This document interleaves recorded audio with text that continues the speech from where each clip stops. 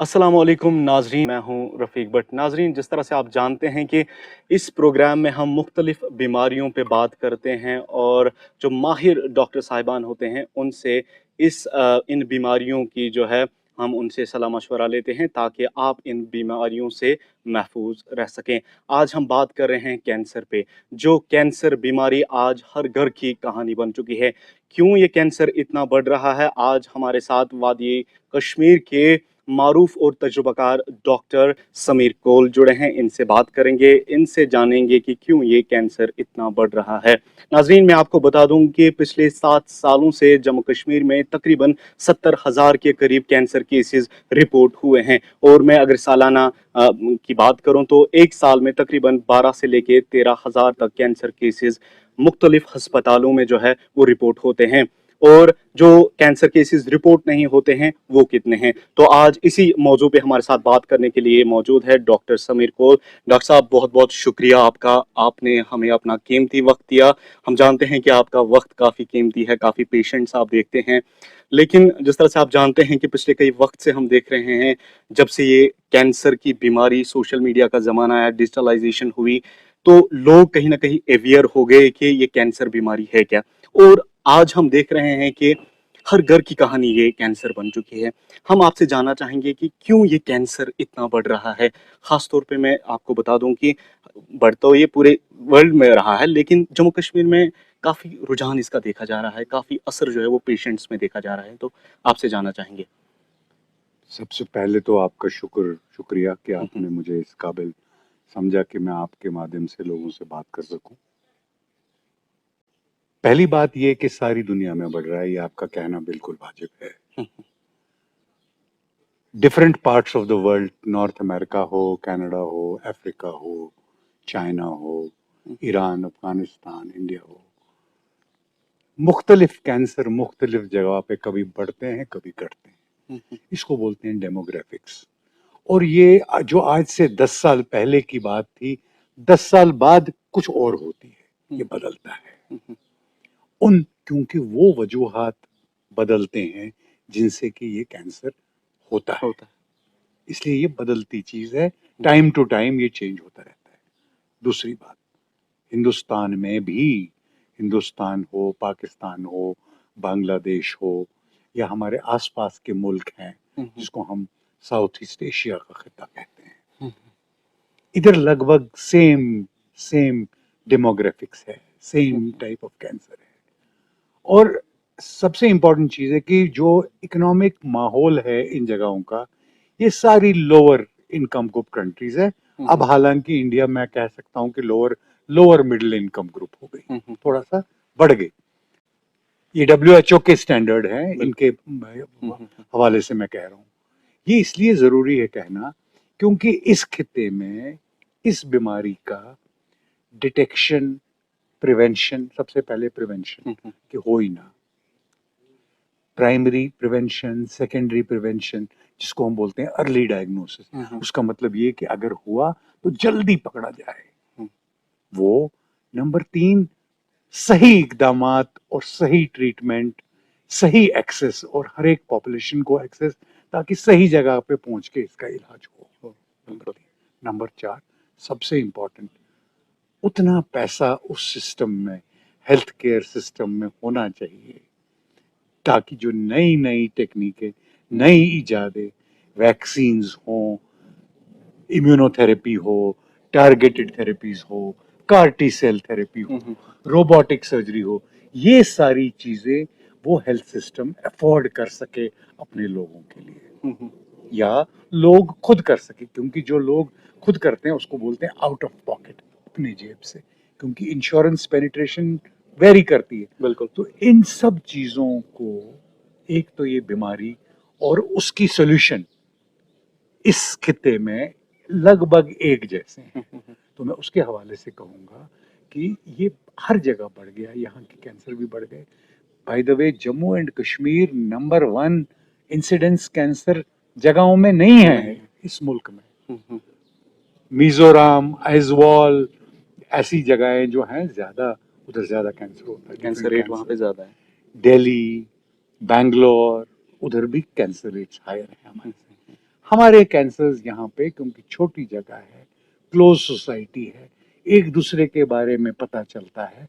और जब से आपके पास ये डिजिटल टूल्स और टेलीकम्युनिकेशन के टूल्स आ गए, सेल फोन्स आ गए, इसकी यूसेज बढ़ गई, तो आपको एकदम पता लग जाता है। तो इसकी एक ट्रांसफर, और मीडिया ज्यादा एक्टिव हो गया, सोशल मीडिया बहुत एक्टिव हो गया, बिल्कुल। इससे इसका एक नाम भी लग गया। पहले तो मर जाते थे लोग, पता ही नहीं चलता था किससे मरे, 51 61 हो गए तो मर गए, या तो टीबी से मरे होंगे या किसी बीमारी से जिसका बिल्कुल। कोई नाम नहीं था। बिल्कुल। आज आपने इसको एक नाम दिया है, इसकी स्टैटिस्टिक्स है, आपकी रिकॉर्ड कीपिंग अब है।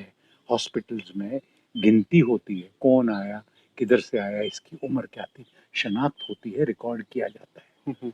तभी आपको ये नंबर्स और स्टैटिस्टिक्स पता चलते हैं। जब आप फीसदियों की बात करते हो तो तब कर पाते हो कि क्योंकि आप अब इसको रिकॉर्ड करने, नेशनल कैंसर रजिस्ट्री को फॉलो करते हो, नेशनल कैंसर ग्रिड के एक पार्ट हो, तो इसलिए इंटीग्रेशन हो गई बड़े सिस्टम में, इसलिए ये बढ़, आप इसको सुन पाते हो ज्यादा।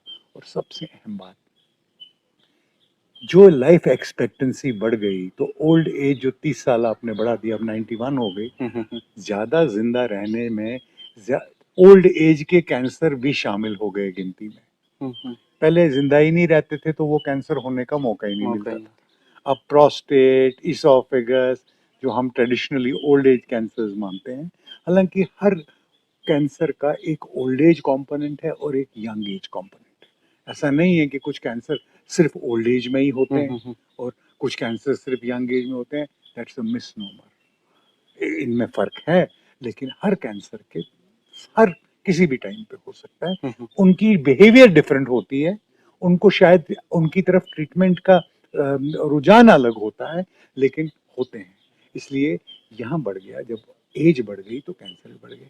और सबसे बड़ी बात, हमारा रहन सहन, हमारा खाना पीना, फास्ट फूड, अनबैलेंस डाइट, मोटापा, शराब, सिगरेट, ये सब थोड़ा आज के लाइफस्टाइल में जब ज्यादा शामिल हुआ, तो ये सारी लाइसेंसें हैं कैंसर की। डॉक्टर साहब, अगर हम आपसे जानें ये कैंसर है क्या और किन चीज़ों से होता है? जिस तरह से आपने थोड़ा-सा बताया भी, लेकिन जिस तरह से आजकल हम देख रहे हैं कि कैंसर केसेज़ काफ़ी ज़्यादा डायग्नोज़ हो रहे हैं, ख़ास तौर पे जो हमारी माएँ-बहनें हैं उनमें ब्रेस्ट कैंसर, ओवेरियन कैंसर, या नौजवानों की बात करें, लंग कैंसर काफ़ी ज़्यादा नौजवानों में यहाँ पे पाया गया है। तो क्या वजूहात है इस चीज़ के, जिस तरह से जो ख़वातीन हैं उनमें ये 2 कैंसर्स पाए जाते हैं और नौजवानों में ये लंग कैंसर? देखिए बेटा, सबसे पहले बात तो ये कि कैंसर है क्या। आपको मालूम है कि आपके और मेरी बॉडी की और हर एक के बॉडी की एक यूनिट सेल होती है, सेल। और सेल के अंदर भी जुज होते हैं, जो अब आज हम देखते हैं, टेस्ट करते हैं, पता चलता है। एक सेल के अंदर में माइटोकॉन्ड्रिया होता है, न्यूक्लियस होता है, डीएनए होता है जी। तो कुछ तो जो आपकी डीएनए, आपकी हिस्ट्री, जो आपके पूर्वज थे, जो आपके पहले एंसेस्टर्स थे, उनसे आपको क्या मिली है, आप आपकी तरफ जमीन ज़राअत के अलावा क्या आया है हेल्थ के बिल्कुल। इससे हवाले से, वो आपके जीन्स में आता है। तो 15%, 15% कैंसर हेरिडिटरी है, चाहे वो ब्रेस्ट का हो, ओवरीज का हो या बाकी ऑर्गन्स का हो। 15% का मैसेज आपके जीन में, आपकी हिस्ट्री में शामिल है, जो आपको विरसे में मिलता है। दूसरे कैंसर जो 85 है, उनको हम बोलते हैं स्पोरेडिक। स्पोरेडिक का मतलब हुआ कि बस हो गए, पहले कुछ नहीं था इनका इलामात और हो गए। हो किससे गए, इसके कई वजूहत है। सबसे बड़ी बात जो है वो है, मैंने आपको बताया, लाइफस्टाइल। बिल्कुल। Bad lifestyle, obesity, lack of exercise, unbalanced diet, usage of tobacco and alcohol. These are very very known risk factors.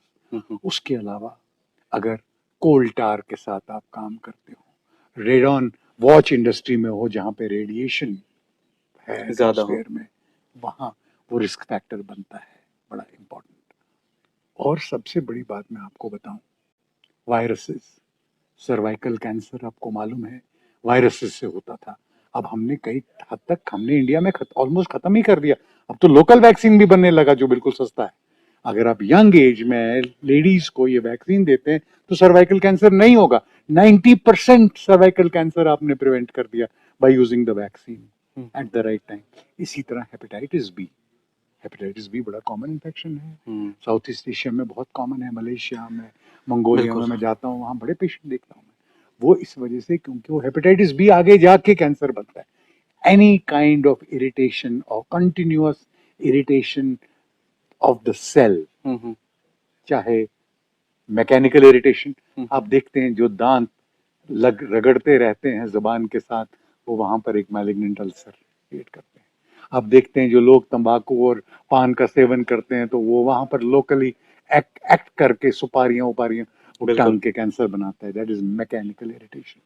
इसी तरह वायरसेस, मैंने आपको बताया, वो कैंसर प्रोड्यूस करते हैं। इसलिए कई ऐसे वजूहात हैं जो मिल के कैंसर बनाते हैं, एक चीज नहीं बनाती। कुछ चीजें इनिशिएट करती हैं, उनको हम बोलते हैं कार्सिनोजेंस। कुछ चीजें उसको प्री कैंसर स्टेज पे लगाती है, स्टेप वाइज प्रोसेस है, प्री कैंसर स्टेज पे ले जाती हैं, जिसको हम स्टेज 0 बोलते हैं, प्री कैंसर बोलते हैं, कार्सिनोमा इन सिटू बोलते हैं। ये टेक्निकल टर्म्स हैं लेकिन आपकी जानकारी के लिए। और उसके बाद जब ये इन्वेजिव कैंसर बन जाता है तो तब ये एक तो आसपास की चीजों को उधेड़ता है, जो साथ वाला ऑर्गन होता है, स्प्लीन को, लिवर को, और ये दूर दूर जाने लगता है खून में और लिम्फेटिक्स में जाके आपके दूर दूर, चाहे ब्रेस्ट हो तो बोन्स में चला जाता है, लंग्स में चला जाता है, लिवर में चला जाता है, ब्रेन में चला जाता है, या कोई अगर कैंसर है, लंग है, वो भी ऐसे ही करता है। तो फिर ये फैलने लगता है, उस वक्त ये इन्वेजिव कैंसर होता है। डॉक्टर साहब और इसकी स्टेज बड़ी हुई मानते हैं हम लोग। डॉक्टर साहब, जिस तरह से आपने बताया कि आपके पूर्वजों में अगर कैंसर हो तो ये हो सकता है जेनेटिक, हम इसको कह सकते हैं। क्या कोई ऐसी दवाई है या कोई ऐसा इलाज है कि हम इस जेनेटिक को, जो हमें पूर्वजों से, चाहे हमारे किसी भी फैमिली मेंबर को हो, हम ये रोक सकते हैं कहीं पे? कोई स्टेज बिल्कुल है? रोक सकते हैं। आजकल सबसे पहली बात मैंने आपसे कहा, जब आपको पता है कि मेरे को बारिश पड़ने वाली है तो आप छाता लेके निकलते हो ना। बिल्कुल। क्यों निकलते हो? You prevent getting wait. Use the same simple strategy. आप वो सब चीजें साथ में चलो, रूटीन चेकअप कराओ, अपने बारे में उस बीमारियों के बारे में जानकारी रखो, ताकि आप खुद उसको और वक्तन फवक्तन प्रिवेंशन स्क्रीनिंग जो पॉपुलेशंस में स्क्रीन होते हैं उनमें वो कैंसर हम देखते हैं कि अनडिटेक्टेड कितना है, वो स्क्रीनिंग उसको बोलते हैं। वो हर गवर्नमेंट्स को करनी चाहिए, हमारी गवर्नमेंट को भी करनी चाहिए, लेकिन स्क्रीनिंग इज इम्पोर्टेंट। आप अपना प्रिवेंटिव चेकअप साल में 3 साल में एक बार अपने डॉक्टर साहब के पास जाके कराइए। अब मत वेट कीजिए कि मेरे को कैंसर हो तब मैं जाऊंगा, that's not a good concept. Prevent it. Number 2, आप रहन सहन, वो सब चीजें जो आप, मैंने आपको जानकारी दी कि वो इससे रिलेटेड हैं, उनको खत्म कीजिए, अपनी जिंदगी से दूर कर दीजिए, नेस्त नाबूद कर दीजिए। लेकिन दूसरी चीज, तीसरी चीज, अपना इंश्योरेंस कराएं, क्योंकि आपको पैसे की जरूरत पड़ने वाली है। नहीं कराएंगे तो आप अपने आप को बेस्ट चांस नहीं दे पाएंगे। बिल्कुल। डॉक्टर साहब, जम्मू कश्मीर की बात करते हैं, अगर कश्मीर खित्ते की अगर हम बात करें तो काफ़ी जो पेशेंट्स है, जो लोग हैं, वो बिलो पॉवर्टी लाइन से नीचे रह रहे हैं, यानी गरीब तबका है। और आप जानते हैं कि इस कैंसर बीमारी का इलाज जो है काफ़ी महंगा है, और यहाँ के लोगों को बाहर जाना पड़ता है, अपनी ज़मीनें बेचते हैं। कुछ ऐसे पेशेंट्स भी हैं जिनके पास कुछ भी नहीं होता है। तो आप मानते हैं कि जम्मू कश्मीर सरकार को यहाँ पे एक सेपरेट कैंसर हॉस्पिटल बनाना चाहिए ताकि इन लोगों को यहाँ पे सहूलियत मिले? देखें, गवर्नमेंट ऑफ इंडिया ने जो अभी कुछ अच्छे इकदाम किए, let the devil get its due, वो सब ऑल ओवर द कंट्री की। एक तो इन्होंने मेडिकल कॉलेजेस एस्टेब्लिश किए डिस्ट्रिक्ट में, डिस्ट्रिक्ट हॉस्पिटल को कन्वर्ट कर दिया मेडिकल कॉलेज में, उधर इन्होंने कैंसर सेंटर्स एस्टेब्लिश की। अब इन्हीं चीजों में एफिशिएंसी लानी है और क्वालिटी लानी है। क्वालिटी एश्योरेंस एक बड़ी इंपॉर्टेंट चीज होती है। ऑडिट कि मेरी क्वालिटी इन जगहों पे मेंटेन्ड है कि नहीं, वक्तन फवक्तन गवर्नमेंट को करनी पड़ेगी, अदरवाइज वो क्वालिटी नहीं होगी मेंटेन। समझे मेरी बात? ट्रेनिंग्स देनी पड़ेगी। देखिए, जो लोग वहां मदद करते हैं बीमारियों में, चाहे वो टेक्नोलॉजिस्ट हों, चाहे वो टेक्नीशियंस हों, चाहे वो कोई भी हों, नर्सेज हों, जूनियर डॉक्टर्स हों, उनको वक्तन फवक्तन training should be an important part. बिल्कुल अदरवाइज वो अर्ली डिटेक्शन नहीं कर पाएंगे, बिल्कुल वो ठीक से नहीं होगा, वो क्वालिटी आपकी मेंटेन नहीं रहेगी। बिल्कुल इंफ्रास्ट्रक्चर जब हम देखें, एक तो इंफ्रास्ट्रक्चर क्रिएट करना है, फिर वो उसकी ऑप्टिमम यूसेज करनी है। और इंफ्रास्ट्रक्चर में सबसे इंपॉर्टेंट है ह्यूमन इंफ्रास्ट्रक्चर, बिल्कुल क्योंकि उसके बगैर हो नहीं सकता। बिल्कुल एआई ठीक है, लेकिन एआई ऐसी कोई गोली नहीं है कि वो पेनेशिया नहीं है, आपने बोल दिया मुंह से तो फिर हम एआई मॉडर्न मॉडर्न लगने लगोगे, लेकिन उसको भी ह्यूमन ने ही यूज करना है। अभी तो बिल्कुल अभी उसने ह्यूमन को रिप्लेस नहीं किया। बिल्कुल तो इसको एक, जिस तरह हम फेंकते हैं AI enabled AI this thing, ये एक मार्केटिंग गिमिक है, लेकिन एआई आपको यूज करना है अपने रोजमर्रा जिंदगी डॉक्टर में, साहब मुझे यूज करना है। बिल्कुल डॉक्टर साहब, अक्सर हम आजकल सुनते हैं बड़े बड़े बाहर के जो हॉस्पिटल्स है वो यहाँ पे आते हैं, प्रेस कॉन्फ्रेंसेस करते हैं, फिर यहाँ पे वो बोलते हैं कि रोबोटिक सर्जरीज होती हैं, तो क्या उस रोबोट को भी यहाँ पे इंसानी डॉक्टर ही चलाता है? बिल्कुल, at the end of the day it is, I use the robot, I am a robotic surgeon. Okay मैं वीडियो गेम खेलता हूँ जैसे आप लोगों के बच्चे खेलते हैं, बिल्कुल मेरे तो अब बड़े हो गए माशाल्लाह, लेकिन अ, वही है सिस्टम, बहुत ही अच्छा है। इतना विजन क्लियर होता है कि आप गधे ही होंगे अगर गलती करोगे, ऐसा नहीं है, होती है बहुत कम होती है, और ट्रेमर वेमर कुछ नहीं होता उसमें। It's the best deal for a patient, but yes you have to afford it. फिर हम उसी बात पे आते हैं, इधर your system, your government, your hospital, और whoever is paying, at the end of the day someone is paying for it। और जो तुम गरीब की बात कहते हो, तो पब्लिक हेल्थ गवर्नमेंट हो या जो भी दे रही हो, ये उसका काम है, उसको उस लेवल पे, उस मियार पे अपने सिस्टम को लाना है लाजमी। बिल्कुल। चलिए डॉक्टर साहब, बहुत बहुत शुक्रिया, क्योंकि हम जानते हैं कि आपका वक्त काफ़ी कीमती है, उस बावजूद आपने हमें अपना कीमती वक्त दिया, इसके लिए बहुत बहुत शुक्रिया। तो नाजरीन, ये थे डॉक्टर समीर कोल, जम्मू कश्मीर के मारूफ और तजुर्बाकार डॉक्टर। इनसे हमने गुफ्तगू की और आपने देखा कि किस तरह से इन्होंने वजाहतन कहा कि ये कैंसर बीमारी क्या है और किन चीज़ों से होती है।